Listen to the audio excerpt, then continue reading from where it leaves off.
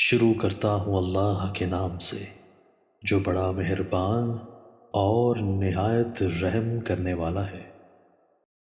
حضرت ابو ہریرہ رضی اللہ تعالیٰ عنہ بیان کرتے ہیں، رسول اللہ صلی اللہ علیہ وآلہ وسلم نے فرمایا، کیا میں تمہیں ایسا عمل بتاؤں جس کے ذریعے اللہ خطائیں معاف کر دیتا ہے اور درجات بلند کرتا ہے؟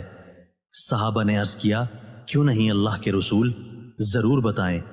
آپ صلی اللہ علیہ وآلہ وسلم نے فرمایا، ناگواری کے باوجود مکمل طور پر وضو کرنا، مساجد کی طرف زیادہ قدم چل کر جانا اور نماز کے بعد دوسری نماز کا انتظار کرنا، یہی سرحدی چھاؤنی کی حفاظت ہے۔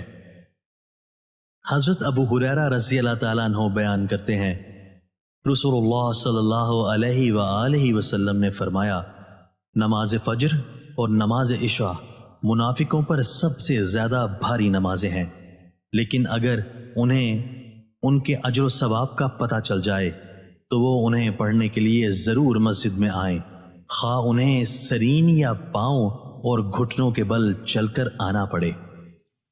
دوستو، اللہ تعالی ہمیں ان احادیث مبارکہ پر عمل کرنے اور اپنی زندگیوں کو سنوارنے کی توفیق عطا فرمائے۔